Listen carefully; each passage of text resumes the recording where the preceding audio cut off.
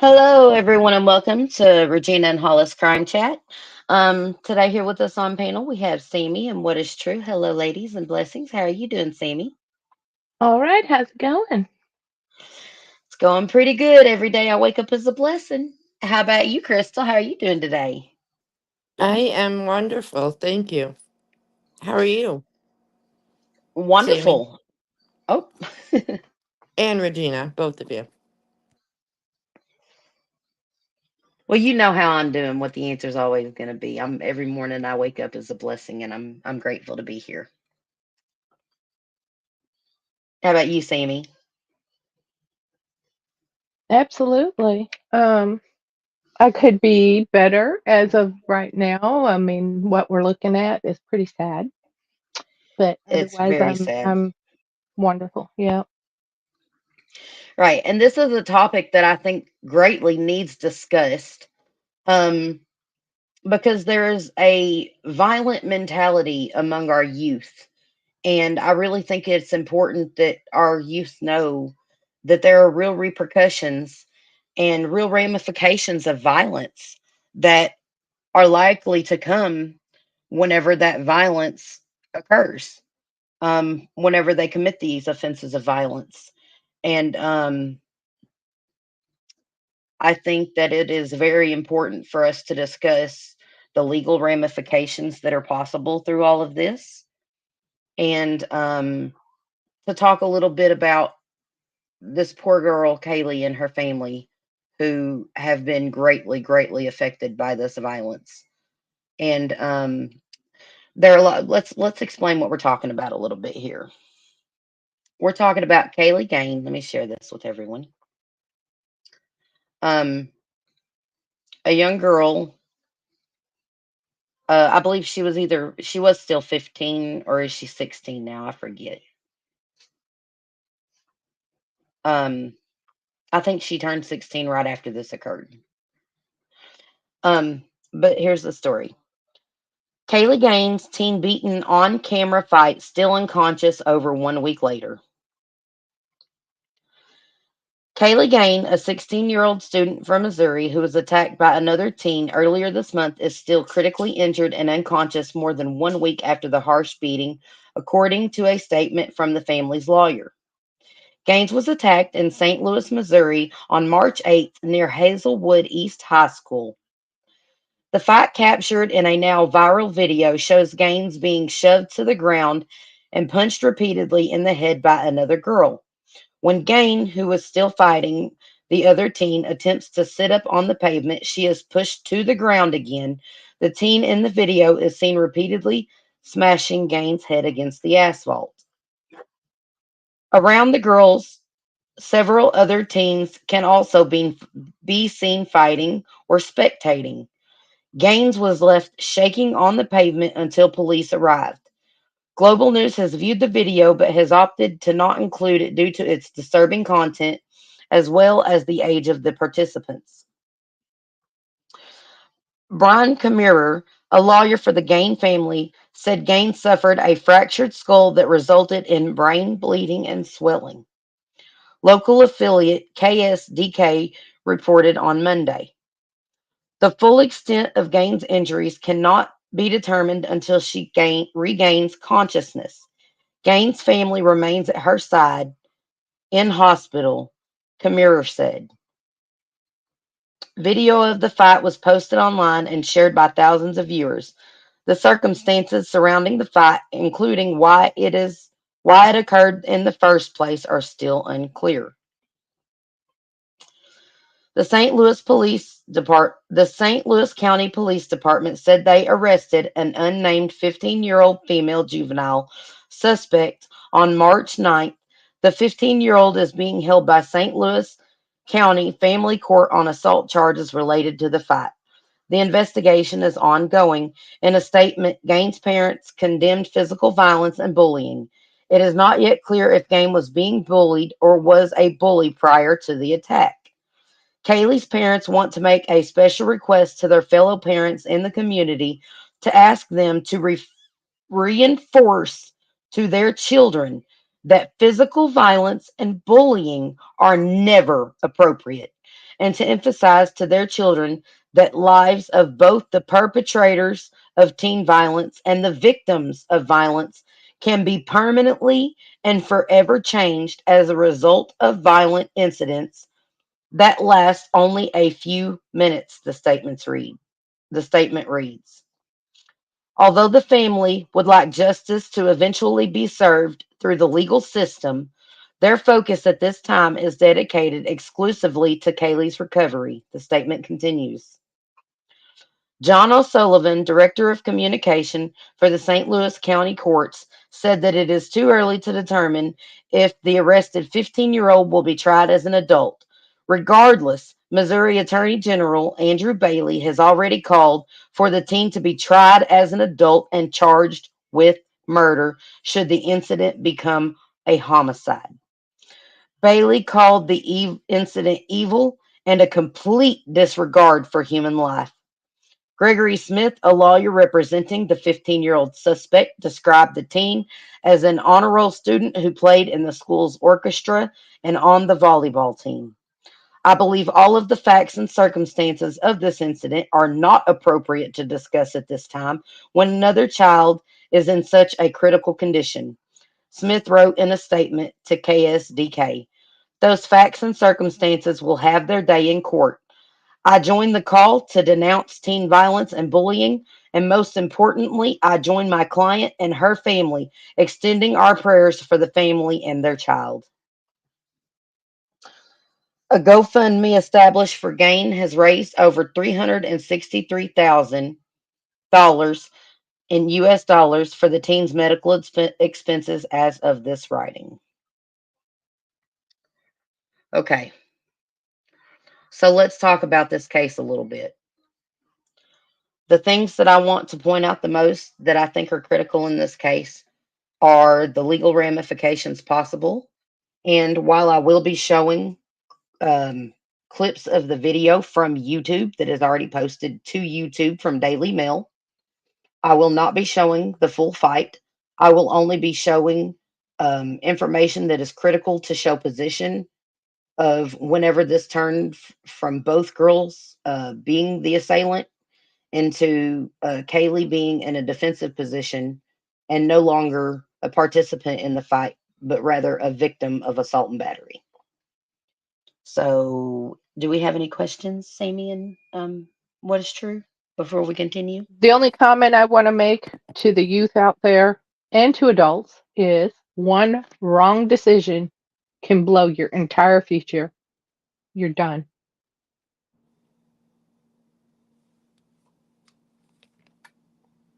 I think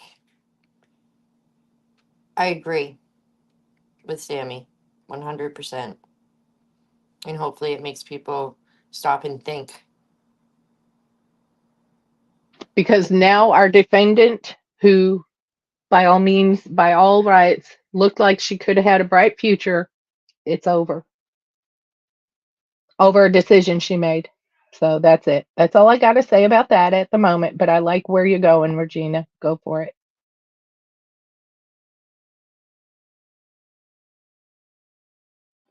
Okay, and before we continue, I just want to give a shout out to everyone that's here with us today so far. We have Sammy G, of course, our lovely Sammy on panel. We have Kel, thank you so much for joining us, one of our lovely mods.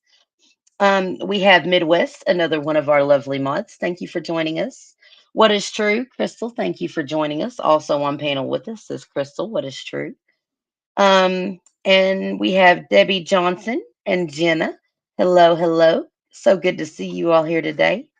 Yankee Kyle, welcome. Good to see you, friend. And we have Yvette. Yes, Yvette. Absolutely, Yvette R. We must do better and show kids that bullying is not tolerated. And I would like to take that one more step further in saying that it's also not the answer.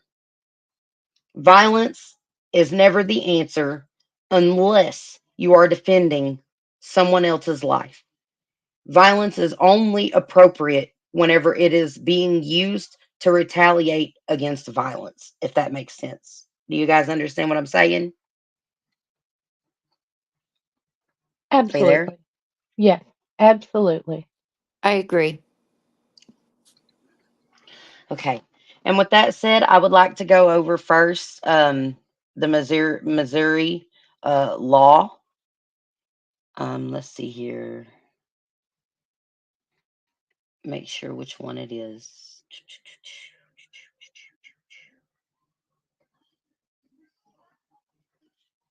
I believe it is this one.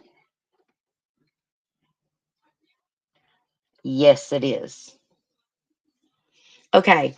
Now, there are a lot of people stating that in this case that self-defense is going to be something that the defense uses whenever it comes to Miss, and we're only going to say Miss DeClue.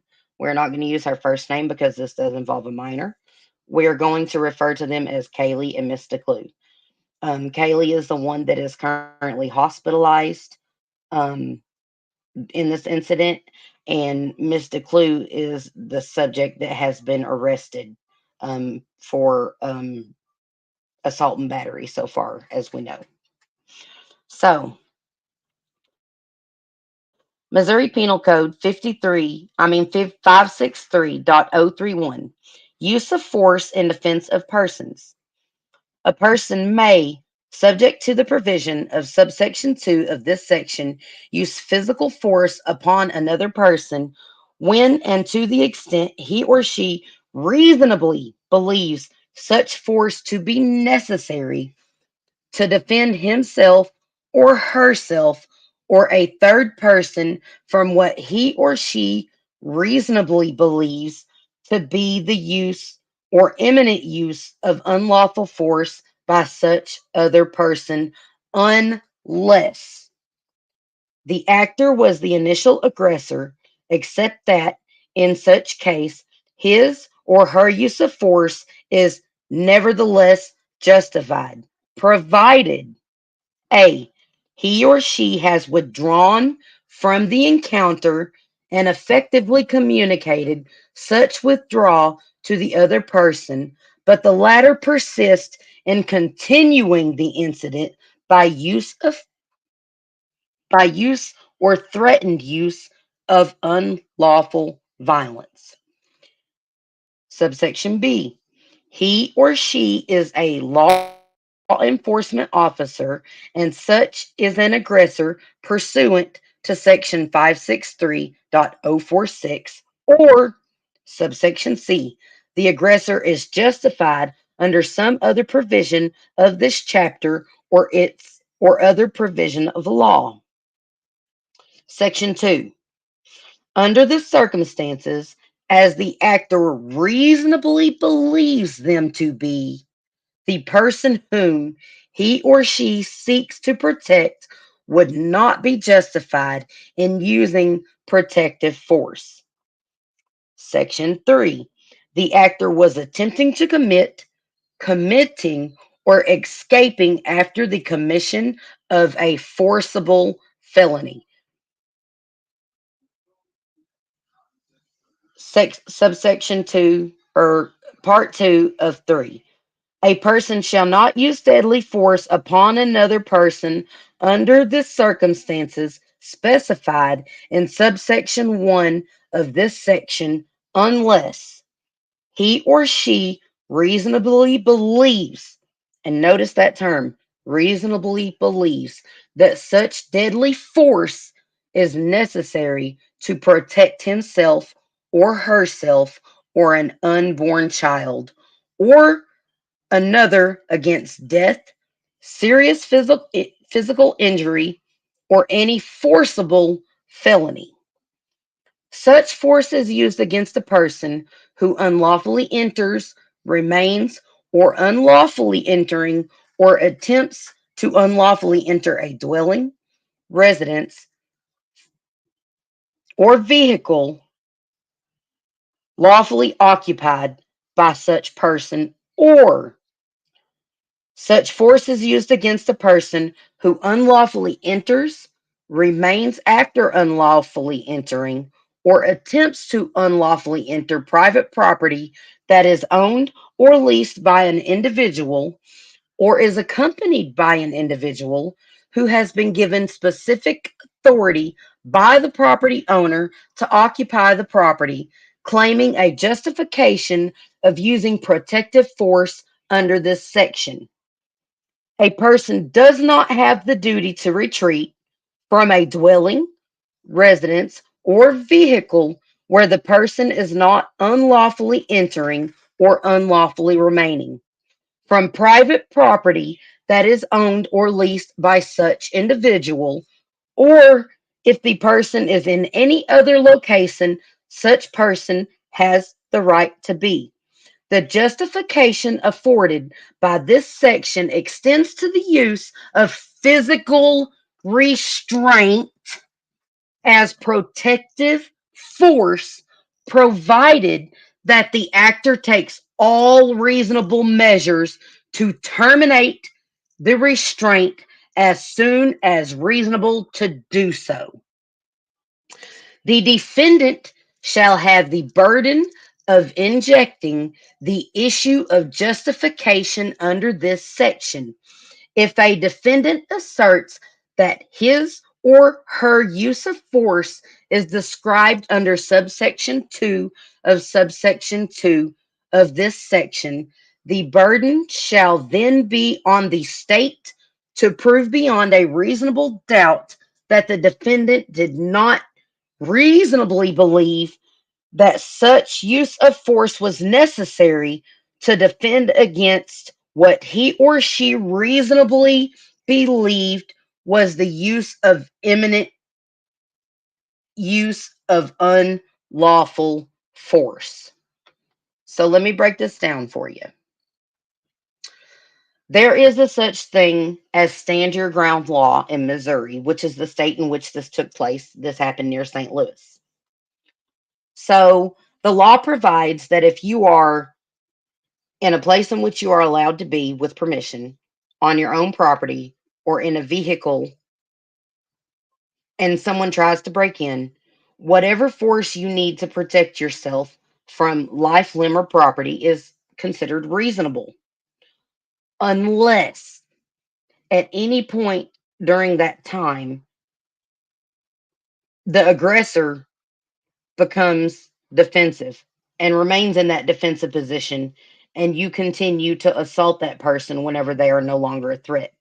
And if you'll look at the very last of this, I would like to read it again. The justification afforded by this section extends to the use of physical restraint as protective force, provided that the actor takes all reasonable measures to terminate the restraint as soon as it is reasonable to do so. So basically, under Missouri statute of stand your ground and what they call castle laws and self defense, at the point whenever the other person has been restrained, that they are no longer a threat, that is what the use of force in defense of persons law is covering. As soon as the person that is the threat is no longer a threat to the victim, that is at which the statute ends. Do you understand what I'm saying, Sammy, and what is true? Absolutely. Absolutely. So if I'm walking down the street and I get attacked by someone, and let's say I grab them and I fling them down to the ground, that's my opportunity to walk away because they're no longer a threat to me, right? Exactly. And if that person does not pursue you, if that person that attempted to assault you and you defended yourself against is no longer pursuing you or a physical threat or a threat at all, that is whenever you become the aggressor if that person is no longer a threat. Does that make sense? That's what the law provides for. Yeah. So like I said, if they were come to attack me and I happen to be able to fling them down to the ground, that I created an opportunity for me to get away. And they are no longer a threat to me as long as I can recognize I just flung them, pushed them to the ground, whatever. That's my opportunity to, my next decision would be to run. Just saying. Yes, I agree. I definitely would run, um, walk away, say, I Okay, agree. let me reiterate. Not only would that be my choice, but because me, I know my temper, I have to walk away. That's all I'm saying. I agree. There comes a point, though, whenever someone is no longer a threat to you, whenever you got to be the bigger person and walk away. I Whenever think you go that extra mile to cause great bodily harm to someone who is incapacitated, you have become the problem. Whenever you cause such physical harm against someone that has not caused the same level of threat or physical harm to you, I believe that you are the aggressor in that circumstance. Go ahead, Crystal. I'm sorry. it's hard to believe that we've come to the point of, I mean, when I was in school, yeah, there was fights, but it was one punch done, and that was it in high school type of thing. I the excessive lose your mind anger. Whew, I don't know. I'm scared for our future. I think we can do better. And Regina, I think you're headed in the right direction with this. I really think that pointing things out is vitally important to our youth learning to understand. And I know majority of them know this situation and that it was wrong, but we need to go through step by step. I agree. And Absolutely. the other thing is too, I don't understand why anybody can be so angry, that angry. It just, I guess I've never been in that situation to be that mad at somebody. So I can't understand it. I know people can, but that's a lot of anger and hate. Well, there's another aspect to this we're going to get to here a little later on is the aspect of it that people were filming this and sharing this like it was some kind of awesome thing that occurred whenever it's not. This is a tragedy that occurred. I mean, how sad is it that there are two young people mad enough to begin with to resort to violence, but how sad is it that one of them felt the need after the fight was over, that one of them felt the need to go the extra mile to cause such harm to another human being. Where is the regard for human life? Where is the accountability in the regard for human life? At I what think it point? starts at home. I think it starts at home that we need to be teaching all of our youth. We're all human beings. Yes, I completely agree, Yvette. It seems that nobody is regulating their emotions. It's terrifying. Well, we live in a society nowadays, though, where children are not taught to regulate their emotions. They're taught that they're allowed to have any emotion that they want and lash out because of it and try to start activism because of their own emotions instead of really addressing their emotions. Do you But know we what I don't mean? communicate. People don't communicate. There is no face to face talking anymore. It's all social media, your phone. People don't do well in social situations because we've taken that social aspect out of their lives with social networking. In my opinion, there's just that lack of communication across the board. Yes, absolutely. There is a complete breakdown in communications. And it's not only between young people that the lack of communication has been broken down. But I believe there is an absolute lack of communication between children and their parents nowadays. And this is a contributing factor to it. What's your take on that? I couldn't agree more. I couldn't agree more because nowadays everybody's so busy and everybody is on all their devices. Kids, if they're not in school, they're in front of a video screen or on their phone. And I really think that there's a lot lacking here in society these days.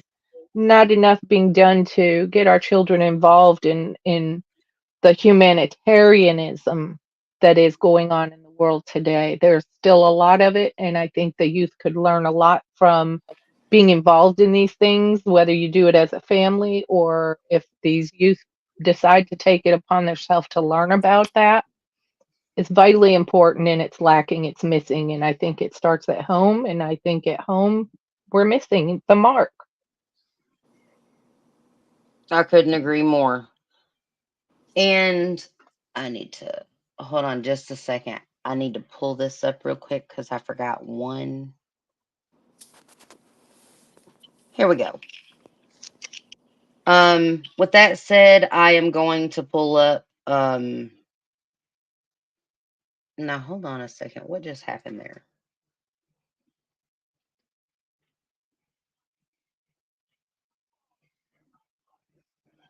Here we go.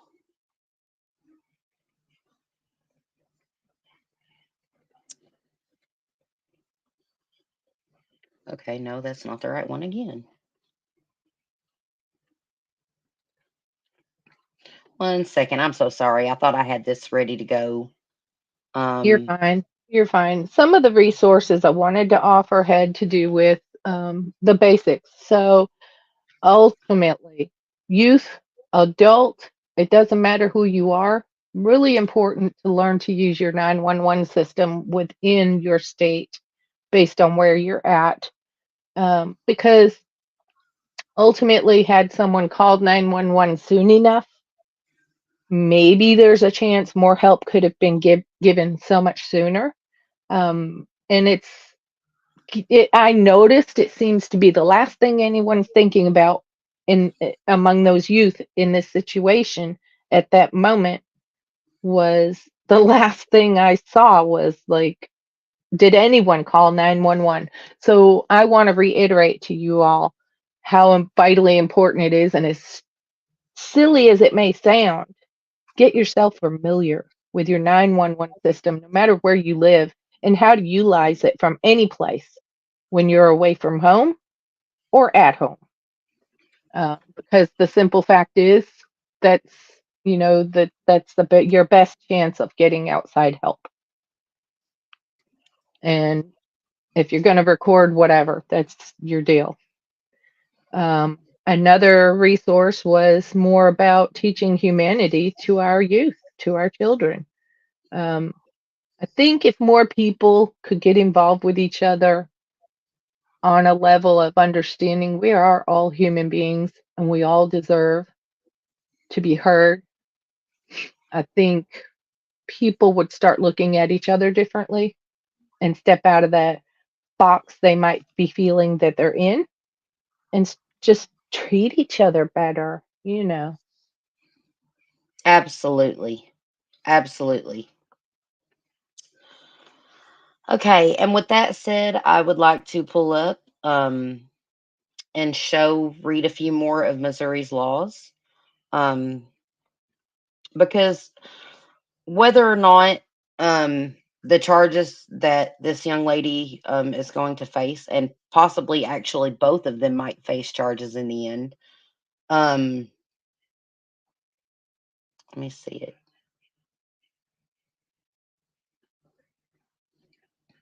That's not it. I believe it's this one. Yes. And this is pertaining to assault in the fourth degree, but it gives the basic outline of what qualifies as assault in Missouri.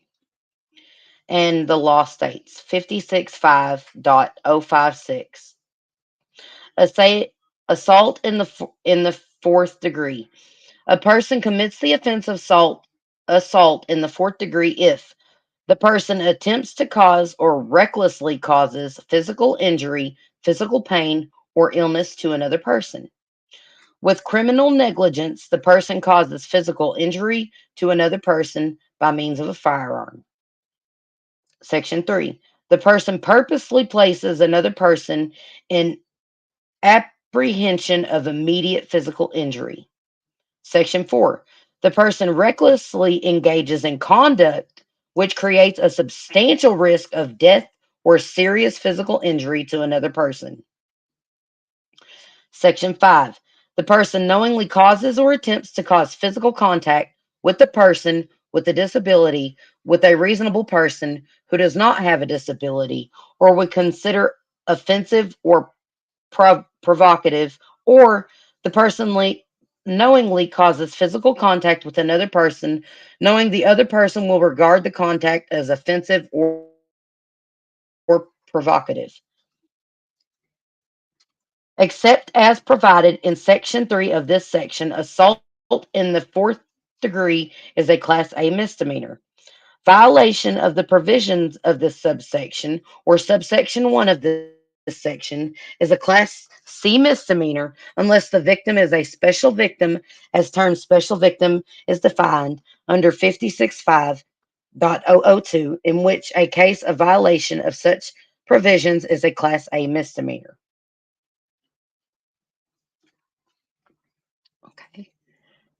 And then we're going to pull up the first degree penal code. Penal code for the first degree. Um, this one. First degree assault in the first degree penalty. Penal code 565.050. Assault first degree penalty. A person commits the offense of assault in the first degree if he or she attempts to kill or knowingly causes or attempts to cause serious physical injury to another person.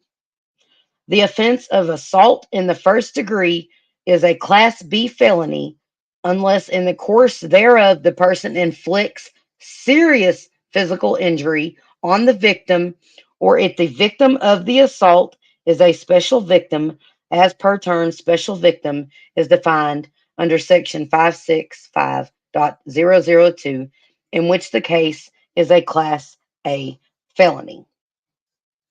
Now, with that said, everything that I have come to understand um, is that Kaylee would not fall under the special class unless she fell under the specialty class of victim because she was a minor. But considering that both of them were minors whenever this happened, whenever this took place, then I don't think that the same special statute applies to the terms of special victim. I could be wrong about that. And if anyone is watching that may be an attorney, um, if you would let me know that you're an attorney and you would like to speak on this more, because I am studying law, but I'm not a legal attorney yet. So, um, if anyone would like to elaborate on that, um, I would greatly appreciate it. Um, hey, Tattoo. Hey, Nana. Good to see you guys. Welcome, everyone. So glad you guys made it. Just a little bit of an update on what we're talking about. We are talking about the Kaylee Gaines incident with Miss DeClue that took place in St. Louis, near St. Louis, Missouri, right off of school grounds. And I'm having a hard time remembering the name of the school right offhand. Um, I but think it's Hazelwood. Hazelwood, that's right, that's what it is. Thank you, East Sammy. Hazelwood East High School. But it didn't happen on the property or the grounds. No, it didn't happen on the grounds. Um, it happened off of school grounds. However, I have been looking into the history of this school, and I've been searching through everything I can find. And from what I've come to understand, this is not an uncommon issue in this school. Something else I would like to point out, this school has only a 21% state passed reading level of its students. This is an area in which the population is not passing their math or reading test in this school. And this is not the first circumstance in which there have been fights on or off of school campus where great bodily harm was caused upon another student. And I think that that is going to play a role in the legal aspect of this case. What do you think, ladies? To some degree, I agree. Uh, I'm not sure what to think about that, to be honest with you. I mean, I get what you're saying. It's just it's a hard case. You know, the school system being it's just all hard. It's terrible. It's absolutely terrible. I I And I feel for go the ahead. parents that have to send their kids to school every day. Because let's face it, schools are not a safe place in general. Absolutely not. They are not a safe place in general anymore. Absolutely not. And that's sad because we're under legal obligation to send our children to school every day unless we Exactly. homeschool. And our children, we as parents should feel confident that our children are in a safe place and being taught and they're doing what they're sent there to be doing, which is getting an education. But Exactly. unfortunately, that's not what's happening. Again, our social medias and all of that, the social media is just taking over. I just don't think kids are getting the education, and it's unfair to them, you know, and it's unfair to parents to have to send their kids and worry every day, is my kid gonna come home safe today? You know what this really leads me to wonder is in this particular school system, um, what kind of things are these children being taught to engage in? Are they being encouraged to engage in things that are absolutely to their benefit as human beings for a future of, good things? And I fail to see where that's happening when these things are going on. And I want to see. I do feel like the school system has a responsibility in the upbringing of the children. They require us to put our kids in school. Therefore, I fully expect them to be operating with giving these kids tools to have a bright future. And I don't see that happening here. I Right. agree. Me either. I would like to see children succeed and have amazing futures and, you know, grow up to have what I have: a family, a life, a career, friends, happiness. You know, I want that for everyone. And these children, I don't know. So it's easy for me to be critical of the school It's system, yes. But ultimately, I really do believe these young people are old enough to be accountable for the decisions they make. And all of you youth out there, you better pay attention because this is for real. Agreed. this is very real.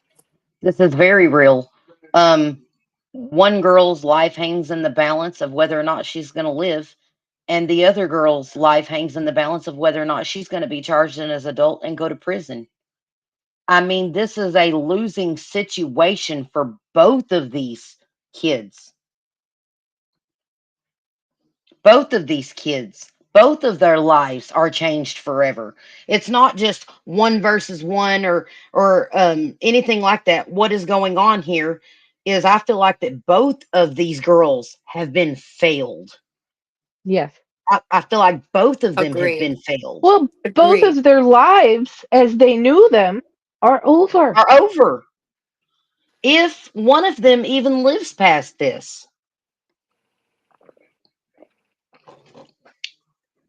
And we don't know because she's still in a coma. This poor girl is still in a coma. And it should have never come to this. We have to teach our kids that violence is not the answer. That there is a stopping point whenever it goes from self defense and becoming the aggressor as well.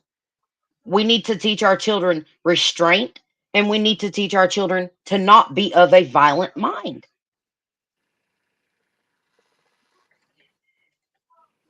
What else do you have for us, Regina?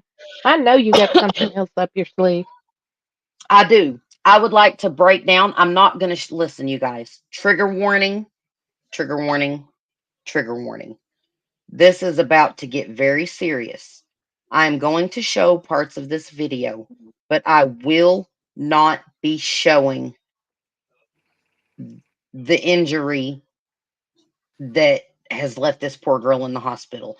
I'm only going to be using this video for demonstration purposes of position of the two girls, where they were in correlation to what position they were in to be the aggressor and the the victim, and whenever they were both the assailants. Does that make sense? It does. It does. Yeah. Okay. So, what I would like to point out, the first thing is if you'll see, both of these girls are taking a fighting stance. Okay. Which under Missouri statute would qualify them both at this point for disorderly conduct. Okay.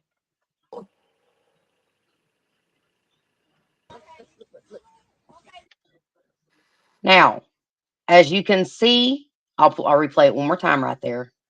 As you can see, both of them made contact at the same time and took steps forward to fight, correct? Yeah. I'll play it one more time for you. They both put their hands on each other at the same time, both had their fist out, their fisticuffs, and both of them stepped forward to lean into attack of one another. So at this point, this was a mutual assault, and both of them are guilty under Missouri statute and penal code for assault, simple assault, okay, which would be a misdemeanor. Now, as we continue further, I don't want to show them fighting like that, but as you'll see right here, the girl Marnice is the one in the black shirt, and Kaylee is the one in the white shirt. As you can see right here, Marnice puts her foot out and pushes Kaylee over her foot to put her onto the ground. And as you can see here, Kaylee is now on the ground and is not any longer throwing assault or using force against Marnice. Now, this is where I would like to refer back to the Missouri statute for restraint, using restraint whenever dealing with a person that is a physical threat. If you'll notice here in this image, Marnice completely has Kaylee restrained, unable to fight or defend herself, either one. Okay. And then we go to this next clip where Marnice is physically restraining Kaylee. And while restraining Kaylee so that Kaylee cannot defend herself at this point at all, is fixing to start melee wailing on Kaylee. She starts punching her, and I'm not going to show that part. I'm not going to show that part at all. But I just want you to see the positioning of the two girls during this time. Can anyone in chat or anyone show me right now where you would think Marnice would be reasonably thinking that her life was in danger or that she was at great risk of bodily injury? Can you tell me at what point now Marnice would presume there was a danger from Kaylee? I don't think that she could, and I think at this moment she had the opportunity to walk away. Yes. And that is exactly what Missouri statute states. Once Kaylee was restrained from the initial assault, once Kaylee was restrained, there was no longer a threat to Marnice. And in that point, Kaylee become the victim of the assault. Does that make sense? It does. Now, I'm just going to take it a little bit further to show you more. Okay. Now, if you can see here, Kaylee is completely withdrawing from the fight and curling up into a fetal position to protect herself from the assault. What do you guys think? Kaylee is no longer a threat. If you want my own honest opinion, Mm-hmm. and that's the only one I have, I think the fight was over or should have been over after the first punch. Yes. Just, I mean, and that's my opinion. It Now, should have also, never if gotten to that further. it should have never gone to that. Also, if you'll look here, and I would just like to point out this person is not holding Kaylee down that is on the right of Kaylee right here. This person simply almost fell over and is positioning themselves to stand up. And they are not part of this fight, nor did they participate in this fight. Or this assault, excuse me. Now, I Now, would like to Kaylee know is in. if Go ahead. adults at the school were aware of this happening. I mean, because nowadays teachers hear a lot of conversations, and some students may, you know, tell them, hey, I heard this. I just wonder if anybody could have intervened before the actual fight. Do you know what I mean? What I'm trying to say? Yes, It, absolutely. Now, this is we don't have that information though to know if the school was I know. notified or did have notice, I know. but that's that will come later. But I would like to show you this image right here of this fight, of this assault. At this point, Kaylee is on the ground, completely facing away from Marnice to defend herself from this attack. She has no fighting stance whatsoever, and there is no visible sign that Kaylee is a threat to Marnice whenever Marnice is in this position overpowering Kaylee. And if you'll look, Kaylee is completely in a defensive position, and Marnice is towering over her with Kaylee's face facing down to protect herself from the blows, and Marnice is punching her in the top of the head. I mean, in the back of the head. Okay.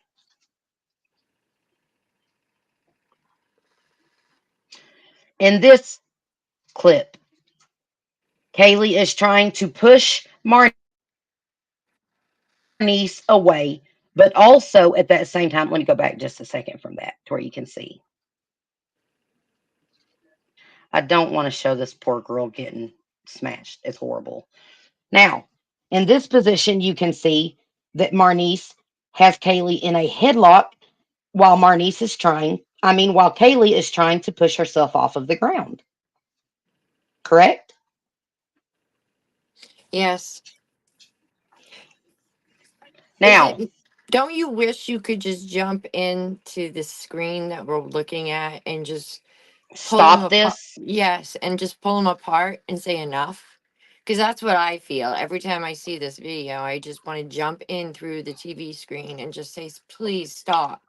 Just please stop. Stop this. It's madness. It's madness. Nothing good can come from this. And I feel horrible for both of these girls that with all these bystanders and stuff watching that fight, not one reasonable person stepped in to actually stop this with conviction and a conscience and with the best interest of both of these girls. I agree. 100% agree. And something else I would like to point out that is going to come into play during whatever happens criminally in this case is that at no point, at no point after Kaylee was on the ground was she a threat to Marnice. And at what point is there enough rage in a person to inflict such great bodily injury on someone that is not a threat to them? At, at what point is that reasonable to commit this act of injury upon someone that is no longer a threat? It's not reasonable at all. I mean, it should have never happened. Nana's Dragonfly asked, was this on school grounds? No, ma'am, it was not on school grounds. It took place just off of school property after school had already let out for the day.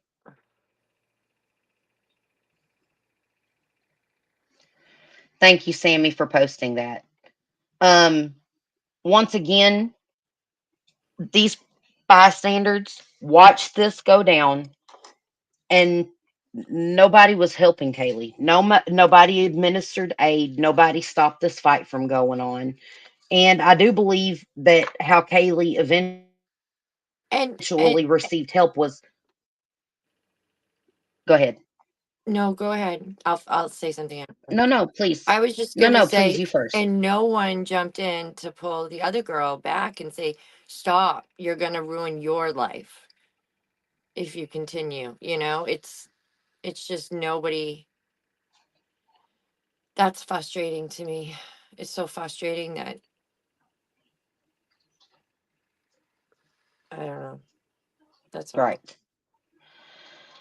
There are only two more clips that I want to show to iterate how defenseless Kaylee was during her time on the ground.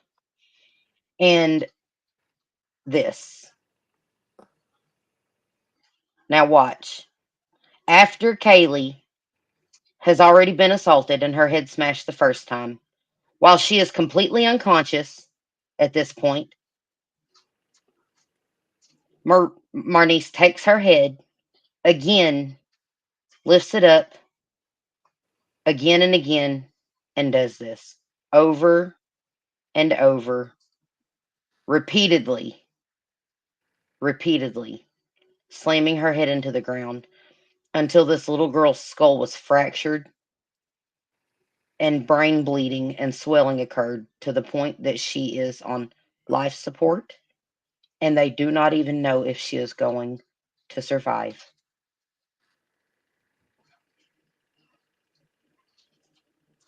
They don't even know if she is going to survive.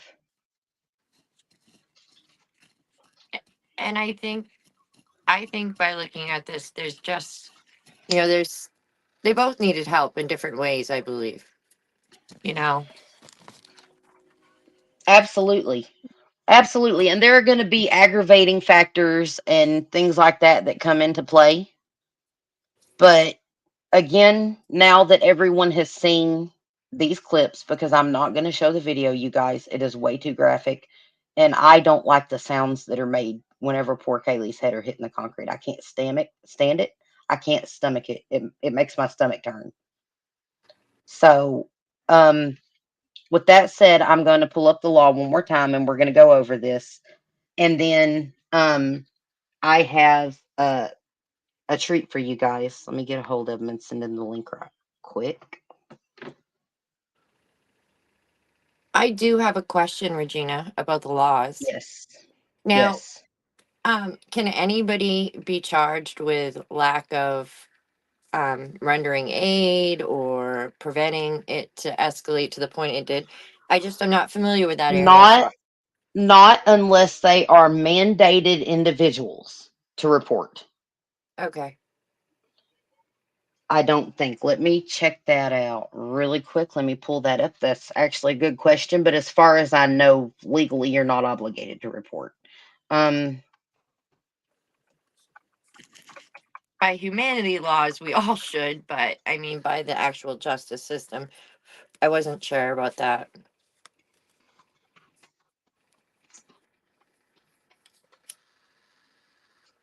And I must say, you are very good at explaining these statutes and things, and I appreciate your well spoken and well thought in regarding this because I can understand it when you talk about it.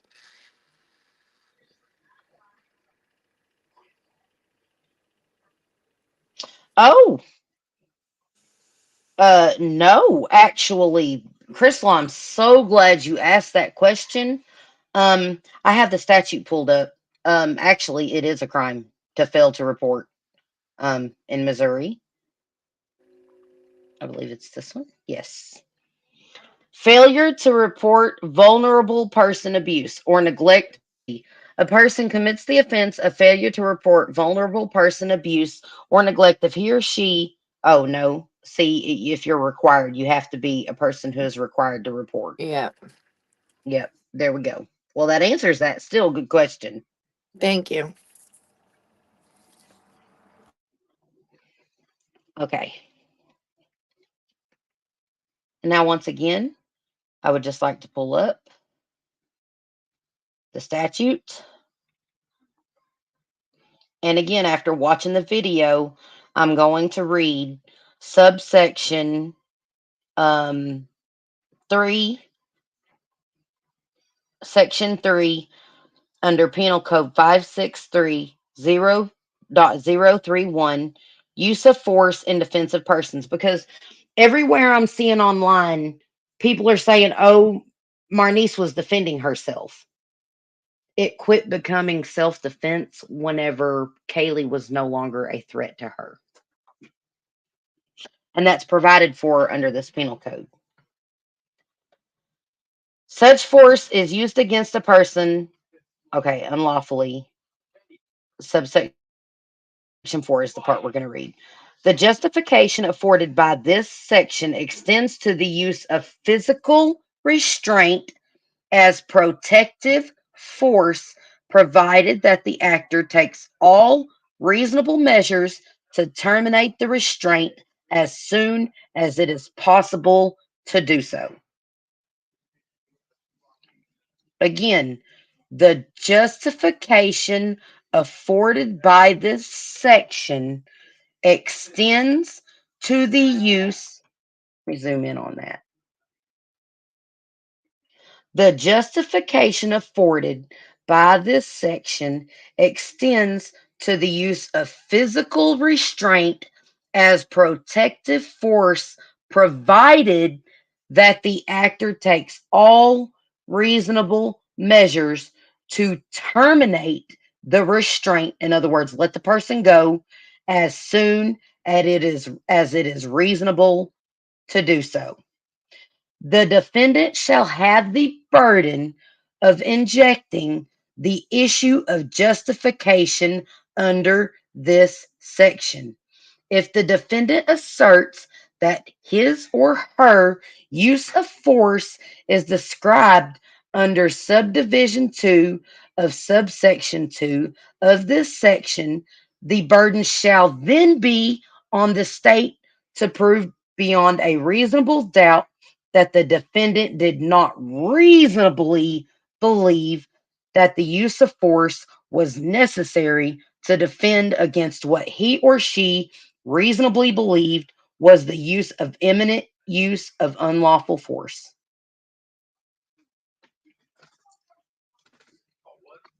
So now knowing what Missouri statute affords as far as self defense, um, I know y'all have seen.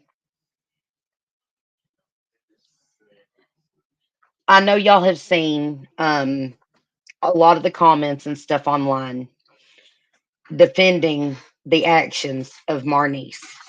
But after knowing the statutes and what the law provides for, what are your conclusions of whether or not this was reasonable defense, self defense or not, like her attorney is claiming? It was overkill. What do Can you I think, use that Crystal? word? Yeah, you can use that word. Um, I would have to agree. The fight was over before it began, really. It really was. I don't think, like, I understand that there was an assault going on between both of them. This was a mutual fight to start with. This Right. was just, And I agree with that wholeheartedly. They both went into it with the same thought process. They were going yes. to fight. My question falls into, like, with you, didn't the bells go off and say, enough, stop, just stop? You know, I don't know. Well, to be quite honest, after watching the video and witnessing everything that I witnessed in that fight, um, I have come to the conclusion that Marnice was not going to stop until Kaylee was seriously injured. That was her goal, to either end her life or seriously injure her. I believe it wasn't about self defense at all, but rather, I'm sorry, excuse me, but rather she was going to inflict seriously injury upon Kaylee before the first punch was thrown. That was what she had her mind set up to do, in my opinion. Well, she did it, didn't she? Absolutely, Steve64. Hey, Paige, good to see you. Good to see you, sweetie. Paige is awesome. We love Paige. Um,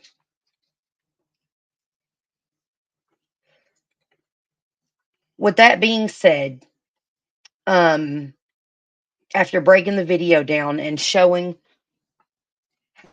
hey, allegedly with Brittany. Hey, girl. Good to see you. Aw, that is so sweet. Could I get my lovely? They already did it for me. My mods are so amazing. Thank you, mods.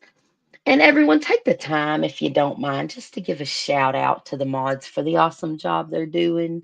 These ladies do this for free, and they're so wonderful, and they provide so much for our channel and stuff. Just and when you see a mod, give them a little shout out and a little bit of love. They deserve it. Okay. Oh. So with that said, um, and reiterating the law on that, um, now there's talk about, is this girl, Marnice, going, and I did end up saying her name, Lord forgive me, but it's already out in public, so I don't think that that's, that big of a deal. It's already been on the police website. So now knowing that this girl is going to either be facing adult charges or minor charges, do you think that, seeing this level of violence, do you think it is fair to charge her as an adult in this instance? What are your thoughts on that? I do. I don't think anything less would suffice. Right. I can't really comment on it because I guess I would need to know exterminate, the other circumstances involved before I could say. honestly. Right. Right. Well, I understand that. Um, Steve 64 has a very interesting take, a very interesting question. Should parents have some accountability in the way their children behave? Well, I don't know if y'all have been following it, the Crumley trial with the shooting in Florida. I do believe it was Florida, wasn't it? The school shooting was that in Florida? The I Crumley believe trial? so. I believe so. I think it was in Michigan, wasn't it?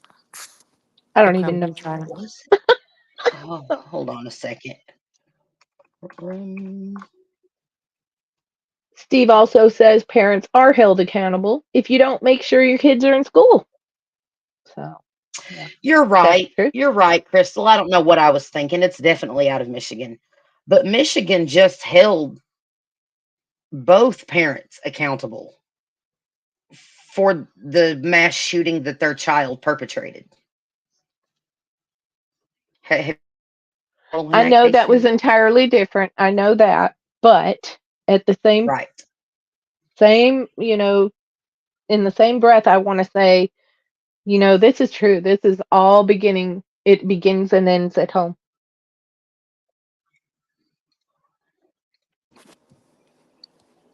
Yes. A great resource, Sammy G has been so kind um, to pull up for us involving this case is resource number one for teaching humanity to our children.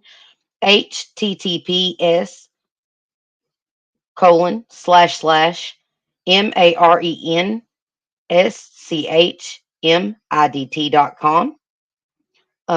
That's a very good resource. Thank you, Sammy, for pulling that up because I find it sad that society has to teach children not to be violent. I find it absolutely abhorrent that people are not teaching their children to be able to control their own behaviors and their own actions anymore. And people are not teaching children to be in control of their emotions. I believe it has been a failure on our part, all of us, whenever we have this knowledge of how to control ourselves, but we say, oh, well, it's okay for you to feel this way. It's okay for you to have these thoughts and behave this way because it's not. And we need to teach our children that it's not okay in a what's the word I'm looking for? In a Responsible, ethical way. society. Yes. Yeah. Well, And to like, be teach your children that they are accountable for their decision making and that whatever the end result is, they own that.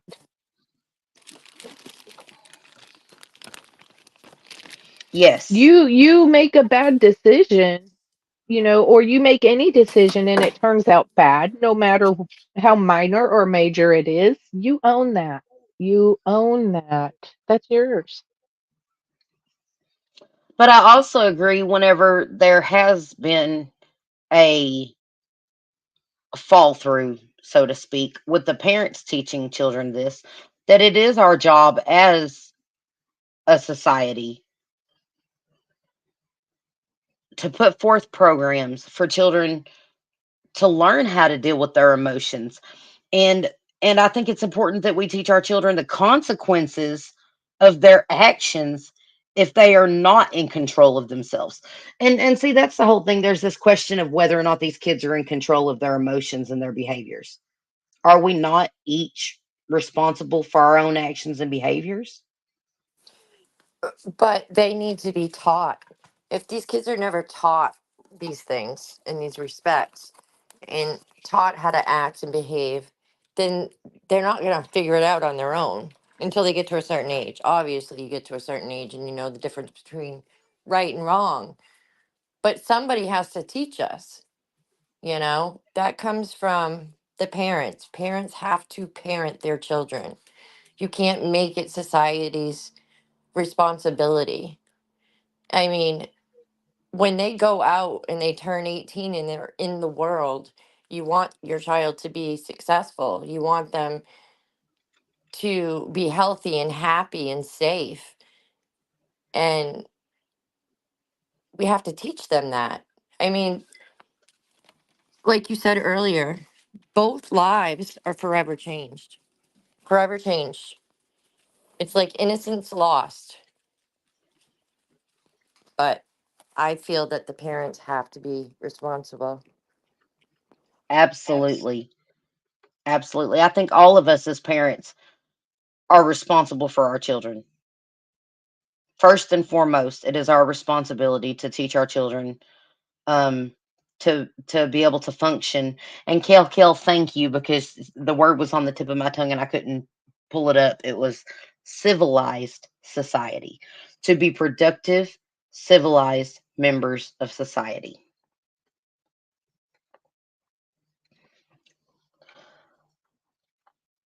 So with that said, I actually have, let me see if he's available real quick, a treat for everybody on this subject. Um,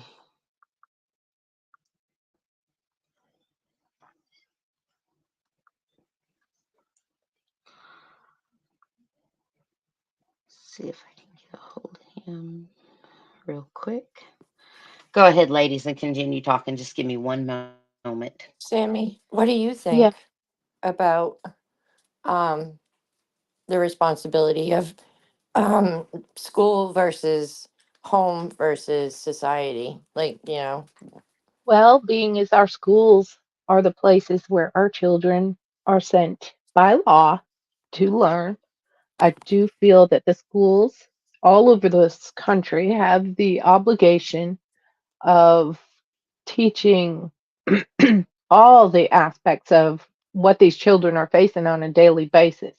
Of course, they're taught, the basics on reading and writing and stuff, but I think that they have, and especially in high school, they should have programs that help these children to socialize and mix and learn what it is to be a human being, how to respect one another as human beings.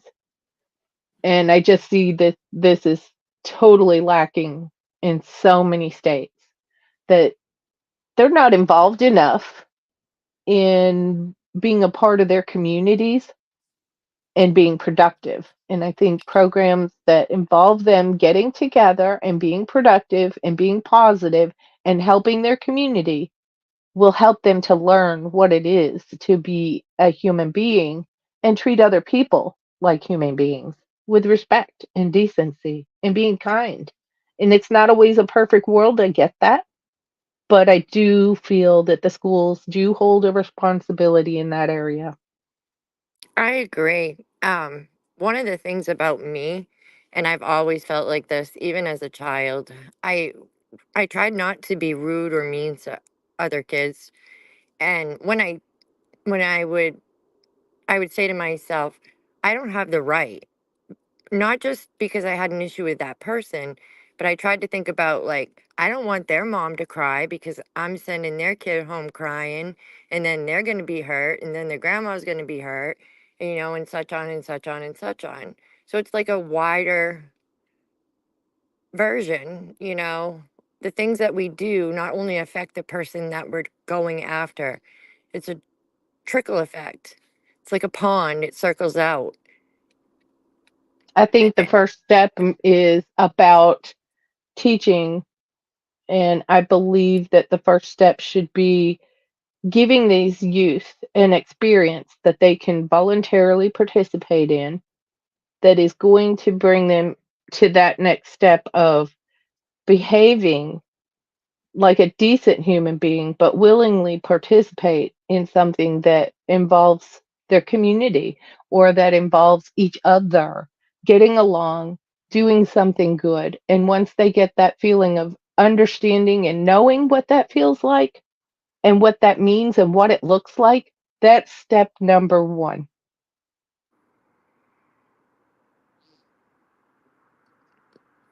I agree. And you have a lot of great resources, so I hope they're all going in the chat. Well, I've been putting them in there, and my hope is that people, I don't care if you're one of the youth or if you're a parent, or if you're just a neighbor or a person in the community. I just think that, yes, we've had something horrific happen here. I see two girls' lives are ruined. One may not live at all. And I just hope and I pray that instead of focusing on all of the negativity, because there's plenty to be had, can we all focus on taking that first step forward in the right direction to try to help heal this situation and any future situations that may come up? There's a way to learn how to do this. We can do this.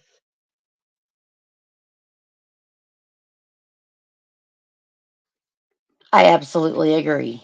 I absolutely agree. Um, there is a way to do this.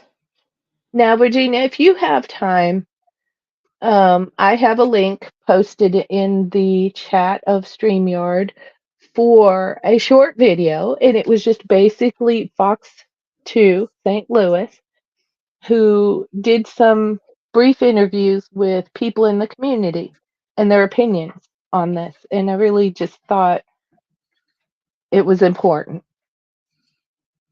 All right. Well, we can do that here in just a moment, but right now, I have a treat for everyone. I don't know if you guys know who he is, but a very good friend of mine is actually the rapper Fetty Gambino, and he is fixing to give us a call in live on the show because he wants to weigh Ooh, in on this.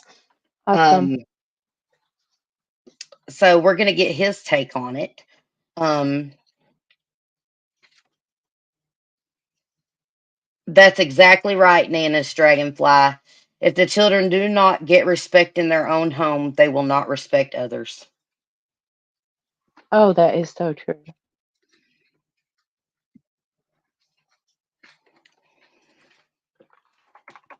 And then after we get off the phone with Fetty Gambino, um, we might take a few more calls, or I'm thinking about it.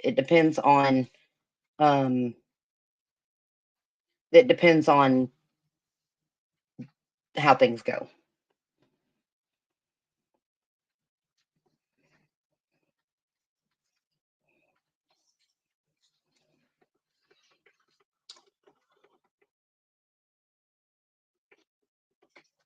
Okay. Now, Sammy, you said you put another link in.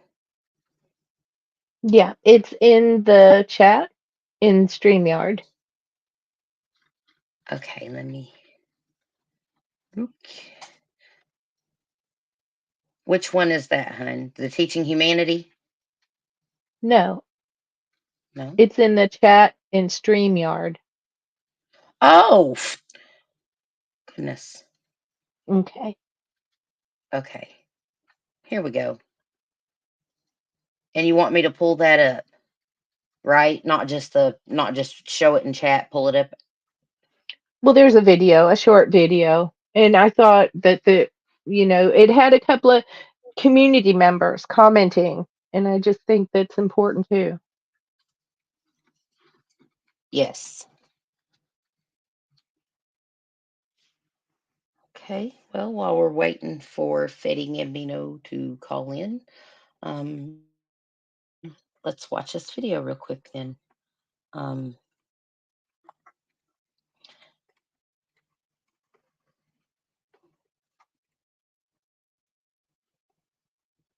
Alrighty. Thank you, Sammy, for putting this up. And yes, this is where the attorney of victim speaks out against violence. Correct, Sammy?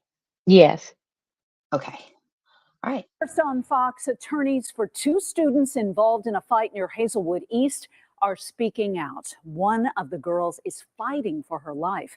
Fox 2's Jeff Bernthal is live from Clayton tonight with what we're learning about a fight that changed multiple lives forever. Jeff. Yeah, Mandy, we have one teen fighting for her life with her family by her side, while another teen with her family waits for the legal system to decide her fate. The attorney for the family of Kaylee Gain identifies her as the teen who suffered a fractured skull that resulted in brain bleeding and swelling. She has not gained consciousness since being beaten on March 8th. Her prognosis remains uncertain. I just feel sorry for the families, both of them. It's just senseless. We need to stop it. Gaines' family is calling for justice to be served through the legal system and calls on the entire community to denounce teen violence and bullying. I thought that maybe somebody should have been able to do something to help both of them. Ronald and Joanne Williams live in the neighborhood where the fight occurred. Both believe parents, teachers, and community members need to work together to help teens in trouble. They need help. And if they can't find it amongst the adults, examples, leaders of the community, then they're going to find it somewhere else, which may be in the wrong spot, maybe in the wrong direction. The attorney for the teen taken into custody said she attended Hazelwood East, was on the honor roll, played in the orchestra, and on the school's volleyball team. His statement reads in part, "I believe all of the facts and circumstances of this incident are not appropriate to discuss at this time when another child is in such a critical condition. I join the call to denounce teen violence and bullying, and most importantly, I join my client and her family in extending our prayers for this family and their child." Court officials tell us there is a certification hearing pending for that 15-year-old who was taken into custody to determine if she will be tried as an adult. Reporting live from Clayton, Jeff Bernthal, Fox 2 News. Thank you.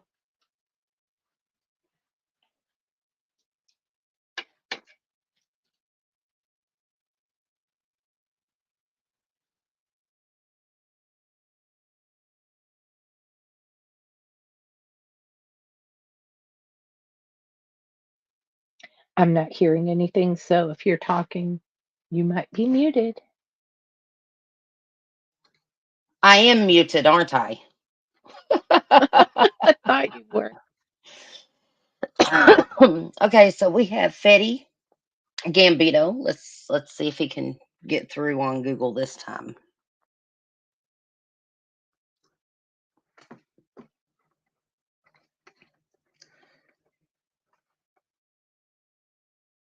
Try again.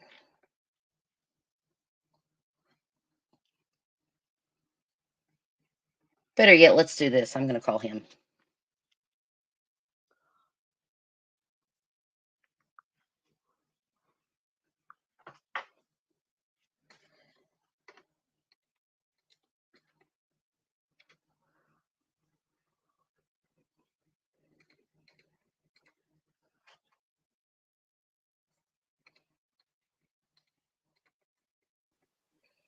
I truly do feel bad for everyone involved. So,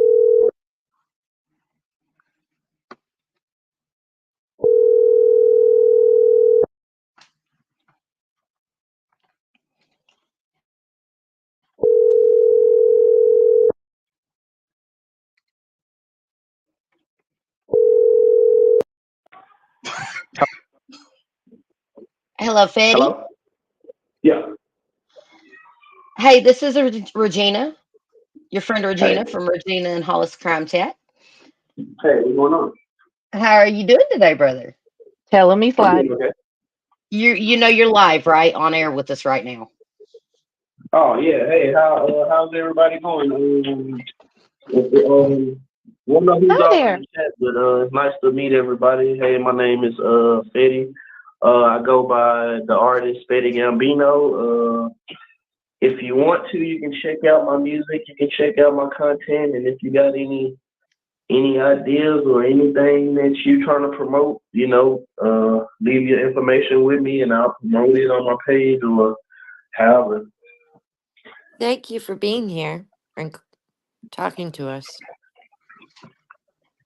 But yeah, how you guys doing today? Wonderful, wonderful. Sammy, I have Sammy and Crystal What Is True with us live right now on panel. And work call, we're talking about, the video I showed you today and what we discussed and Yeah. everything. Yeah. What is your take on it? Well, my take on it is At first, I didn't know what the video was about, and then once I seen the video, I kind of got a little concept of it. But to my knowledge, if we just taking race out of it, if we just taking print, well, I can't say principle. If we just taking all color aspects out of it, all racial aspects out of it, and just judging it off of right is right and wrong is wrong, something should happen in that situation because that was attempted murder. I'm big on calling out bull stuff. I don't know if you know about us being live. I don't know if they promote explicit languages, but I'm gonna try to keep it to a minimum. So I appreciate that, Fetty, so much, especially being a rapper. So thank you for that. no problem. But yeah, from what I saw, I seen basically one person slamming somebody else's head to the concrete. And where I come from, usually when it's a fight and you getting the best of somebody, you usually stop the fight and you shake hands after that.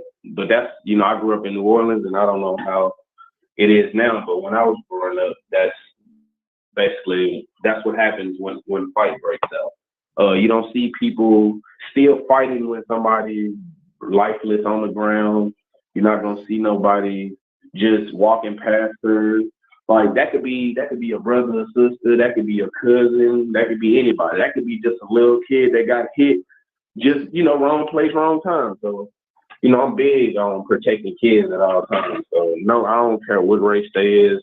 How I look at it, if you're an American citizen, then you're an American citizen. So that's how I look at it. That's exactly how I look at it too, brother. Go ahead. Because if that was an American citizen in a foreign country and some foreigners was doing that to her, I'm pretty sure we would have heard way more outrage. So it's the same thing, like parents need to hold their kids accountable for their actions. Yes, and you have great reason to speak on that because you are a father. Oh yeah, father of 12. But you're a good father. Yeah, y'all heard that right. Yeah, most definitely. I And when people commend hear you. that 12, they be like, what? I'm like, yeah. Ain't no baby. You have a lovely family, Fetty. I have had the pleasure of meeting you and your fiance, Beauty, and I'm blessed to know you guys. Likewise. Well, thank you so very much for talking to us Yeah. about this and There giving was your a couple opinion. of life situations I probably wouldn't have got out of if it wasn't for you. So Oh, I feel the same. oh, the blessings all mine. The blessings all mine. So whenever it comes down to it, I know, brother, you're seeing a lot of the remarks and stuff online and stuff about this. And what would be your advice as a rapper and someone who has the ear of younger people? What would be your number one advice uh, um, for youth whenever it comes to the violence and the issues at hand? Like, just the best thing I can say is like just keep it at fist to fist level. Like when it comes to fighting, that's all we used to do growing up as kids, is fighting other people in other neighborhoods. When really, it's really stupid when you really grow up and you experience what life throw at you in the world, and when you see everything from a bigger microscope. Like we got a lot of enemies right now as a fellow American. So like really honestly, I don't even pay attention to the small things because we got so many enemies right now, and everything's so cancel culture when you say anything online. So I try to like keep my jokes, I like cracking jokes and just having a good time. But nowadays you get canceled for saying the wrong joke about the wrong group of people, or just having fun. You get killed for it nowadays, and it's like it takes the freedom of speech out of a lot of stuff. So I just want to get back to the freedom of speech and everything that the Constitution stands for, honestly. And I would love for people to stop instantly running to this race thing because really, if you really think about it, it shouldn't be no races in America because at the end of the day, all of us are Americans. And when they put you in the box, they don't put you in the box as a black American or a white American. They put you in the box as an American. So that's just my outtake on it.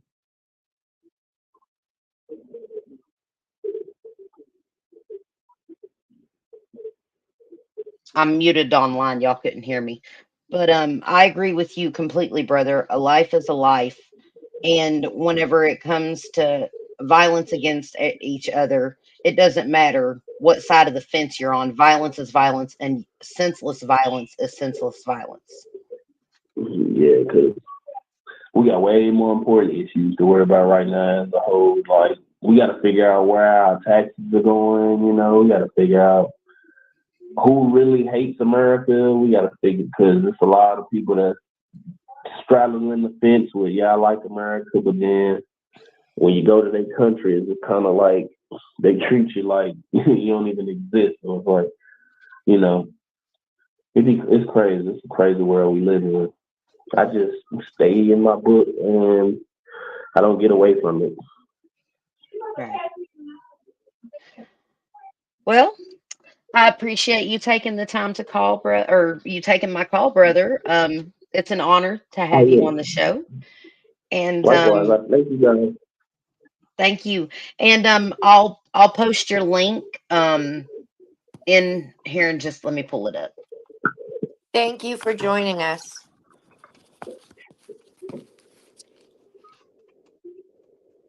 Oh yeah, that's awesome. Send me that.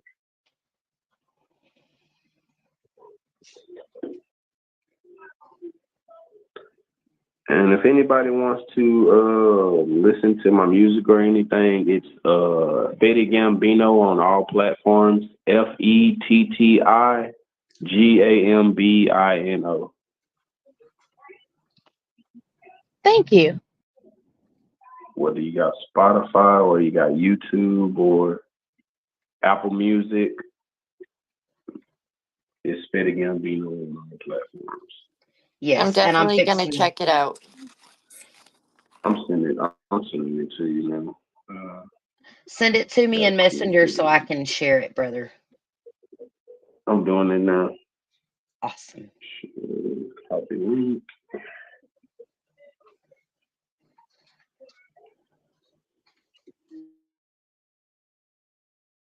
I ain't gonna lie, I'm feeling this new Samsung that I got.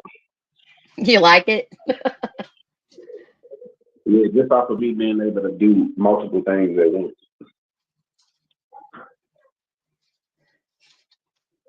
So you like it better I than the think it. iPhone?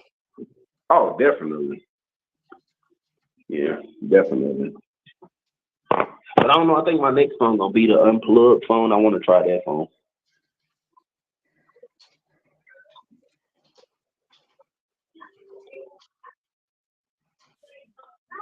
I just So, texted it to you. so I have a question. Would it be okay to play your music video? Yeah.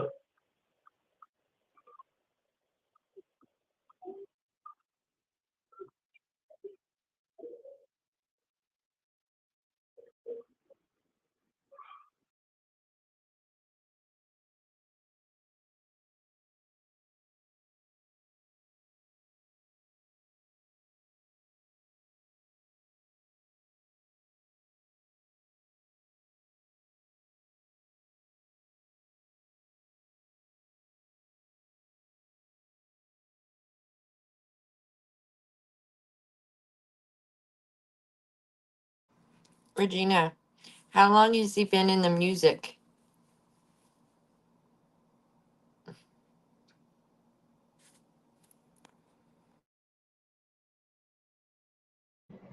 That'd be cool if he made her a song for her YouTube.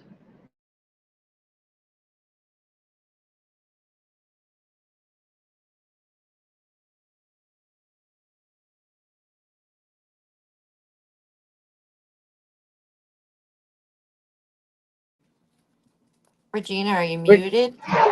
If you're talking, you're muted.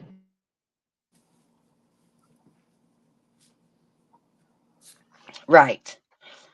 Okay. Well, you guys, I'm gonna Fetty, I'm gonna keep you on the line for a minute, but I'm gonna share your music video real quick, the one that you just recently completed, your newest one, real quick. So, and yes, Fetty, you're gonna make me a song, right, for our YouTube channel? Yeah, brother, let's do it. We'll give you Okay, some so lines.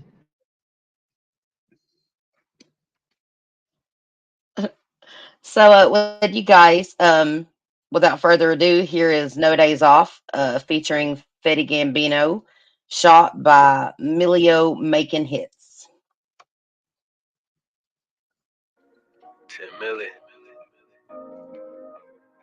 Hey, G, man, let go and cook this shit up, you hear me? From the jail cell to the booth, you hear me? First day out type shit.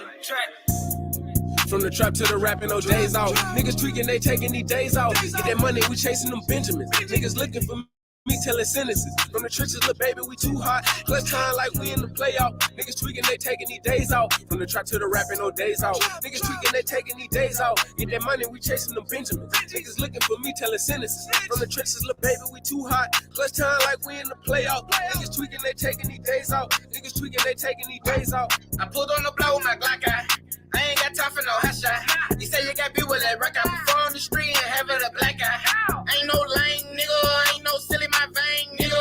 Let's be on my game nigga. In my circle no fuck nigga. I been in them trenches for a while. Got a head tickle when going out. A lot of these niggas they say they your homies, but really they out here to take you out. I start my day out on the prowl. Man, I'm trying to touch a million now. Every day I was in that damn trap. Night to morning, really trying to make it out. Niggas so fugazi out here, homie. They'll pray you never make it out. Wish you wash it, they'll take you out. Grimy, slimy, they'll snake you out. I come from the bottom, from the dirty south. Where working was good, no cap.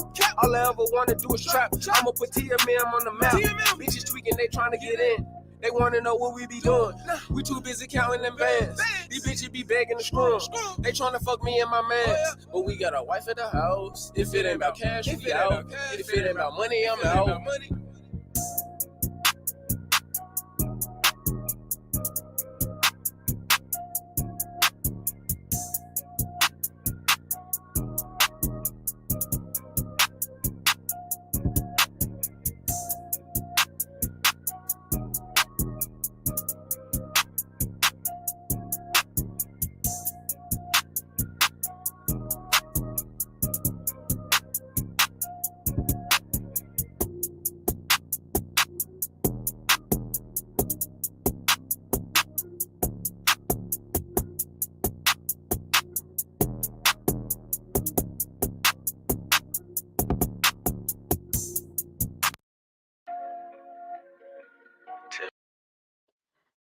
And there you have it. Very good.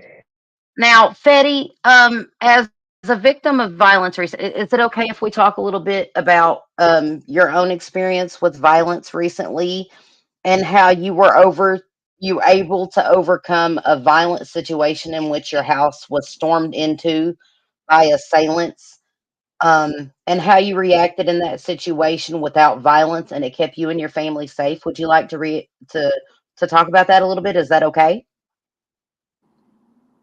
We can't hear him. Y'all can't hear Fetty at all? No, Oh, not No. now. hold on a second. We did, Hold but on. now we can't. Okay, 1 second. Let me just pull this back up.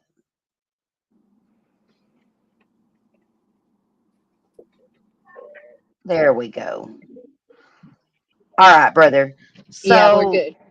yeah. Tell us what happened to you and Beauty. Um, I believe it was like five months ago, wasn't it? I can't even remember. I just know she was pregnant, and it was just a weird night. Like normally I'd be up, and for some reason I was asleep. I was just sleepy for no reason. I don't know why. Probably I had took some medicine for my back or my neck or something.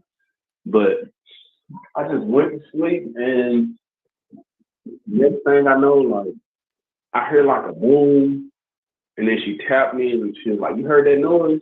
And then I heard the boom again, and then that's when the door was off the hinges. They came in, guns out, flashlights on their guns, little flashbangs on their guns. And, you know, my whole mindset in the situation was keep my wife safe and keep my baby safe, you know.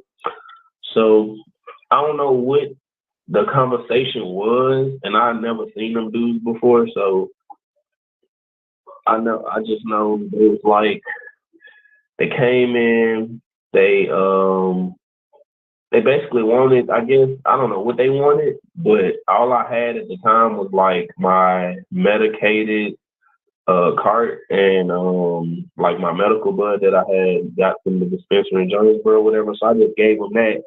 So like basically they did all of that for like 5 carts and like a quarter of smoke. So it's like, it was just weird to me how people just throw their life away for the dumbest things. It was like, because I could have retaliated about it. Like, I had a whole lot of people who wanted to retaliate about it, wanted to make an example, but I was just like, nah, I'm on a Christian journey right now. So I just left it. I just prayed about it and I let God deal with it. The only reason I even placed a police report is because like my neighbors, I mean, not my neighbors, but my landlord, they was basically telling me that they wasn't going to repair my door if I didn't place a police report. They was going to try to charge me for it. So, you know, so I went on and placed the police report. And then after they fixed my door, I just, I canceled it. I called the detective and told him I didn't want to place charges on the guys. And I just dropped it and, you know, moved forward and didn't think about it no more. Right. Because I was actually like in the process of walking down like 5 years of probation, and I was set to be off it in September, and I think that happened like August or the beginning of September, and I was off probation the end of September. So I was basically just trying to stay out of trouble, because any little thing, you know, can jeopardize your future and your freedom, and they'll come get you for it. So I just took the high road. You know, normally the younger me would have probably went, you know, knocked on some doors and definitely caused some trouble. But now that I got kids and a family, I don't even think like that anymore. So I just took the high road approach. And, you know, I just feel like, you know, like if I do anything to anybody, the God I believe in is going to do something to me. So with me knowing that and knowing how real God is, I just forgave them for what they didn't know they was doing, and I just kept moving forward, honestly. Yeah, yes. I totally, yep. Yep, me too, Jason. So proud. I am so proud of him. Because with the whole situation, they came in barefaced. They didn't have masks on, and their eyes, like, they had the most obvious eyes, and like they was just obvious. The guys, like, even though I never met them before, it wouldn't be hard for me to run across them in town again, just because of how they carry themselves. And I know that you've come to find out who the perpetrators were, and they were pretty young, weren't they? Yeah, they was like 19 and I think like 18, and then like one of the dudes, he ended up going to jail. This how crazy God is, and this how powerful God is. One of the dudes, as soon as he went to jail, he fell from the balcony of the jail, and he messed himself up pretty bad. And the other guy, he ended up going to jail. He tried to do the same thing to somebody in Jonesboro, and they shot at him, and he ended up going to jail about it. Wow, so he did end up going to jail, and it didn't even take any repercussion on your part for justice to be served. That's just the power of God. And then I told him, I was like, now I could have played this a whole nother way, but, I'm just gonna take the high road approach, and I'm gonna, not prosecute, not go ahead or go forward with charges. So I gave him, I spared him, and I texted him and let him know that I spared him. I knew exactly who it was. I knew exactly where they stayed at, and like I told him, if it was the younger me, it would have went a whole different way. But I'm a Christian now, and I don't believe in harming anybody that's supposed to be from the same place. Exactly. So, with that said, brother, I'm going to let you get off here because I know you're very busy. Um, with that said, what would be your number one piece of advice that you could give our youth whenever it comes to violence? Man, just you don't it's like three things I can say. Is we need more leaders. We need the leaders to stop sitting back and letting kind-hearted, pure-hearted people get taken advantage of. I remember back when I was younger, and you used to see somebody doing something to somebody that was pure. People stood up for 'em. Nowadays, people just put their head down and be like, "None of my business."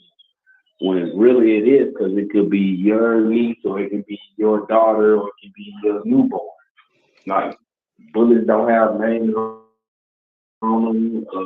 They could have came in there, stumbled, and pulled the trigger by accident. So Yep. when it comes to violence in general, I don't promote violence. I don't like violence. The only time violence is necessary is when you're defending your friends or your family, and that's just my take on it. Amen. I completely agree with you, brother. Well, I guess I'm going to And I let you. feel like, Oh, and go I ahead. feel like that should be the only time where you don't get persecuted or prosecuted when you're defending a loved one or a fellow citizen. Right. They should make that a law. Yes, absolutely. I couldn't agree more. I couldn't agree more. But I guess I'm gonna let you get back to Beauty and the kids. Send them my love and tell Beauty, hey girl. Oh, yeah. Thank you so much. I Yes, definitely thank you will. for joining. Everyone on the panel said thank you so much, Fetty, for joining us, and God bless you, I'm brother. telling I said thank you too, and God bless us all. Amen. All right, I'll talk to you later. I'll Bye. talk to you guys later. Have a good night. You too, brother. Bye. Bye. He seems like a really kind soul. He is my brother from another mother, you guys. um, Me and his wife are very, very close, Beauty, and she's actually a model. Um, Oh, if I showed you pictures of her, you'd just be like, "Oh my goodness, this girl is one of the most beautiful women you've ever seen in your life." And she is. She's absolutely gorgeous. She's my girl. Um, Me and her, we have a really close bond and we talk a lot. And they're good people. And I was talking earlier today about this case with Fetty, and we went into the in-depth conversation of he and I both coming to the conclusion of this is in no way self-defense any longer. What happened to this girl? The fight went from a mutual uh, round of fisticuffs to a severe and possibly fatal injury. Um, and I just thought it was very important to bring someone in from the community that would have a stance on this, um, to talk to us all. So I thought it was very important to have him on and to give his perspective of it, because he is an artist, a rap artist especially, and that a lot of rap music and stuff is pertaining to violence, and that's not what Fetty promotes. Um, so I just thought it was important to get his take on it. And with that said, ladies, was there anything else y'all'd like to add to this? I just want to say I'm really proud of him, because he's like a lot of our young people today, and even some of our adults who have made their lives better and making better choices. And I want to commend him for that. I'm really proud of him for that. Yes. And Crystal, was there anything you'd like to add to that, sister? Like I said, he seems like a very kind, beautiful soul, and I admire that in people. Um, I think he should be proud of himself for not responding with violence. Um, and I wish him nothing but the best. And I hope he's successful in his music career because, like I said, he seems like a very good human being. He is a very good human being. Um, I've met his mama. I know all of his children. I know his wife. And everything that I have ever come to understand about Mr. Fetty Gambino is that he always tries to choose the side of wisdom and um, maintaining one's self control in everything he does. And I commend him for that because a lot of us, a lot of people don't have the ability to control themselves or even the desire to anymore. That's true. So, um, with that said, everyone, we've been live for an hour and 52 minutes, just about. So, were there any final thoughts y'all would like to add to this or anything? I just I want to would, say thank you for covering this because honestly, it's a difficult subject to talk about, but it still needs talking about. Absolutely. Absolutely. Um, I couldn't agree more. I think that this very much so needs brought to light because again, Sammy, it's like you told me earlier, not just one life has been affected, but two lives have been affected by this. And both of these lives have been Absolutely. absolutely destroyed. And these are Yep. kids. These are kids. Yeah, they're both done for. Yeah. One of them is never going to, if she survives, never going to be the same again, more than likely. And now this other little girl is facing criminal charges. This will follow her the rest of her life. Both of them. Both of them. And with that said, one more thing I'd like to speak about is the accountability on us. Where's the accountability of us as a society to report this and stop from happening whenever we witness something like this happening, right? Yep. correct. It's up to us. It's up to us to be a voice whenever we see things like this happening. It is up to us to protect our children. It is up to us to teach our children the difference in right and wrong and the repercussions of their behaviors and actions. Agreed. Absolutely. Up to us. Go ahead. I was just going to say, I agree. And I think that it was important to visit this topic. And my heart goes out to Kaylee's family.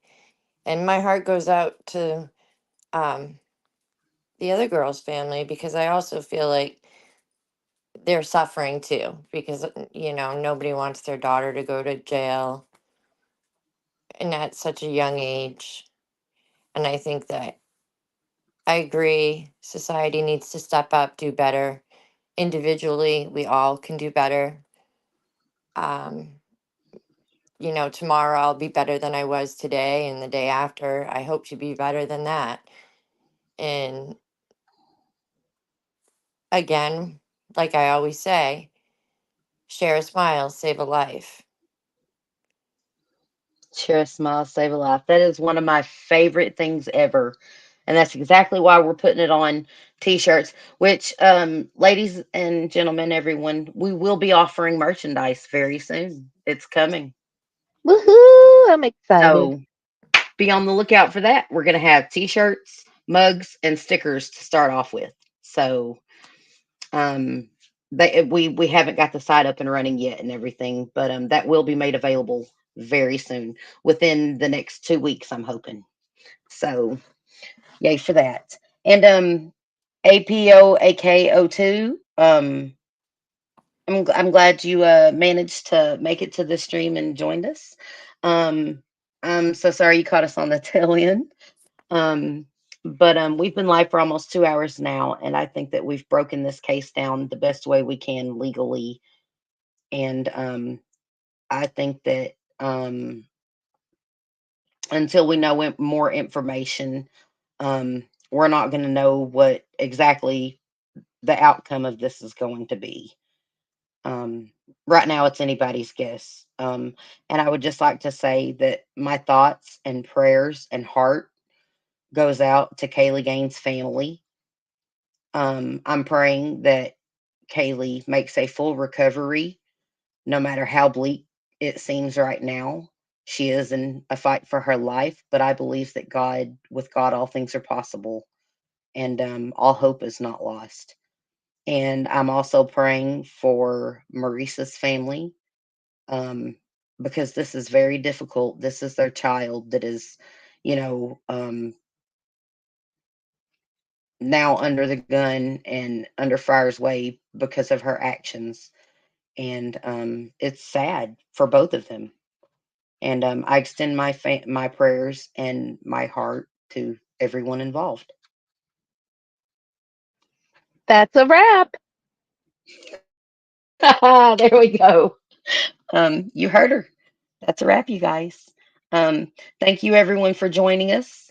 Thank you to all of our amazing mods and our panelists today. And thank you to Fetty Gambino, um, the rapper, for weighing in on everything today. And we greatly appreciate you. And with that said, Crystal, any final thoughts, love? No, just good night. Be safe and take care. Be better Amen. tomorrow. Yes. All right. With that said, good night, Crystal. I love you. Night. Any final thoughts, Sammy, other than that's a wrap? No, you did beautiful. And I'm thinking of Hollis. Hi, Hollis. We love you. And we will talk to you soon. Yes. I miss you, Hollis. I can't wait to talk to you, girl. She's been really busy with family stuff, but yeah. All right. Good night, Sammy. I love you, sister. I love you too. Bye. Violence is never the answer unless you are defending people you love or you're saving another person's life. There is no need for violence. Emotions can run really hot, but it is very important to teach our youth how to deal with those emotions and to maintain a level of self control for their own benefit, but also for others that are around them. This case is so sad because this little girl was left critically injured without anyone trying to help her or anything. So I think it's very important for us all to come together. And if you see something, say something. It could literally save someone's life. And also, it's so easy. It's so easy to just turn a blind eye. But it takes a hero to be a bigger person and render aid to those in need. With that said, lock your doors and your windows. Stay vigilant. If you see something, say something. And remember, the smallest kindness can save a life. Even if it's something as simple as a smile, it can turn someone's whole day around. And with that said, blessings and good night.